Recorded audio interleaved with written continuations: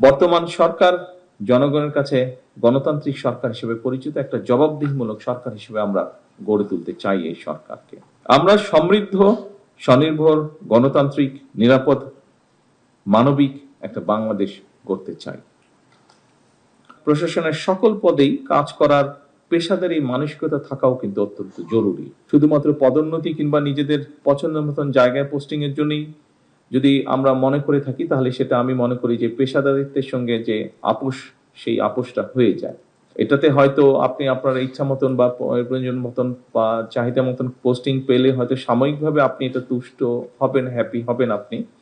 তবে এটা আপনার যে পেশাদারিত্ব আছে, আপনার যে প্রফেশনালিজম আছে, সেটার সাথে কম্প্রোমাইজ করা হয়। একটা সরকার যেমন চিরস্থায়ী নয়, আমরা 5 বছরের জন্য নির্বাচিত হয়েছি, চিরস্থায়ী নই আমরা।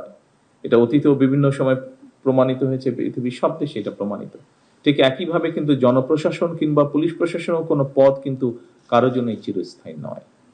বিশ্বের যে কোনো দেশেই একটা সরকারের সাফল্যের জন্য দক্ষ, সাহসী, সৎ, নিরপেক্ষ পুলিশ প্রশাসনের বিকল্প কোনো আছে বলে আমি মনে করি না। এর কোনো বিকল্প নেই। পুলিশের কার্যক্রমের উপরে পুলিশের আস্থা এবং নির্ভরতার সৃষ্টি হলে আমি মনে করি একটা যে নতুন সমস্যা তৈরি হচ্ছে বা হয়েছে, বিশেষ করে 5ই আগস্টের পরে মব ভায়োলেন্স, এই জিনিসটাকে খুব সুন্দরভাবে ট্যাকেল করা সম্ভব হয়। যা মাত্র আমি উল্লেখ করছি, আপনারা গত 1.5-2 বছরের মধ্যে, 1.5 বছরের, বিশেষ করে 5ই আগস্টের পর থেকে এরকম অনেকগুলো ইনস্টেন্স আছে যেখানে আপনারা ম্যানেজ করেছেন বিষয়গুলো খুব সুন্দরভাবে। এই সরকার পুলিশ বাহিনীকে এমন একটা রূপ দিতে চায় যেখানে পুলিশ সত্যিকার ভাবে হবে জনবান্ধব, এবং শুধু জনবান্ধব নয়, আমরা চাই মানুষের একটা আস্থা তৈরি হবে, আপনার একটা আস্থার জায়গা হবেন, মানুষের, সাধারণ মানুষের একটা আস্থার জায়গা হবে। সরকার দুর্নীতি, সন্ত্রাস এবং দুঃশাসনের বিরুদ্ধে আমরা আপোষ করতে চাই না, কম্প্রোমাইজ করতে চাই না।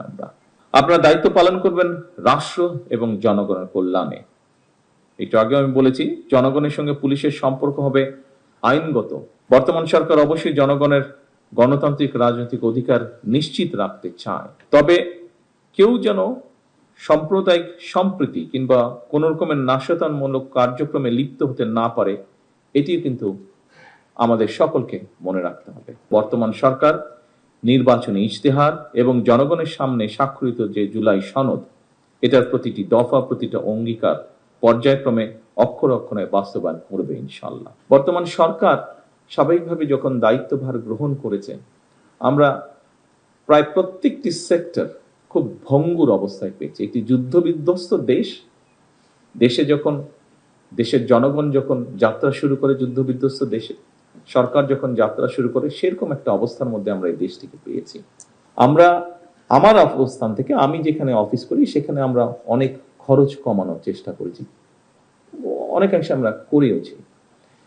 এইটা করে আমি আপনাদেরকে বলতে চাচ্ছি, আপনাদের এরকম অনেকগুলো স্কোপ আছে যেখানে আপনারা করতে পারেন। বিষয়টি হচ্ছে, আমরা চেলে তো চেতেই পারি আমরা যে এটা লাগবে, এটা লাগবে, ওটা লাগবে। তবে আমরা একটু অন্যভাবে তো চেষ্টা করলেও করতে পারি যে ঠিক আছে, আমি আমার রাষ্ট্রকে কি দিতে পারি, কতটুকু দিতে পারি। অবশ্যই আপনি সার্ভিস দিচ্ছেন, আপনি জান বাজি রেখেও সার্ভিস দিচ্ছেন। এখানে উপস্থিত প্রায় প্রত্যেকটি মানুষ জান বাজি রেখেও আপনি সার্ভিস দিচ্ছেন। এর বাইরেও কিছু তো আমরা দিতে পারি, যে জিনিসটা না হলেই নয়। আমরা এই মুহূর্তে এই ঘরে যারা বসে আছি, বাংলাদেশের 20 কোটি মানুষের তুলনায় আমরা কিন্তু সবাই প্রিভিলেজড, কিন্তু কোনো না কোনো ভাবে আমরা প্রত্যেকেই প্রিভিলেজ, অনেকের থেকে অনেক কোটি গুণ বেশি প্রিভিলেজ। যেহেতু আমরা প্রিভিলেজড, আসুন না আমরা চেষ্টা করি কিছুটা হলেও, যদি কম প্রিভিলেজ নেই, তাতে যদি কিছুটা আমরা প্রত্যেকে যদি একটু একটু করে ছাড় দেই, তাহলে কিন্তু অনেক বড় ছাড় হবে।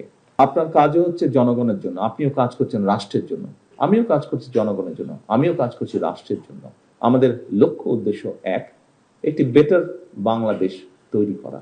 পুলিশের যেই সাইবার ক্রাইম ইউনিটটি আছে, আমাকে মাত্র মিনিস্টার সাহেব বললেন যে এটি আমরা যে এক্সিস্টিং আমাদের যে ইনফ্রাস্ট্রাকচার আছে, সেই ইনফ্রাস্ট্রাকচারের ভেতর দিয়ে আমরা কাজটি শুরু করতে পারবো। এটি হচ্ছে মিনিস্টার সাহেব আমাকে বলেছেন। আসুন আমরা সেটি শুরু করি। মিনিমাম কিছু সাপোর্ট লাগে, অবশ্যই সরকার সেই সহযোগিতা আপনাদেরকে করবে।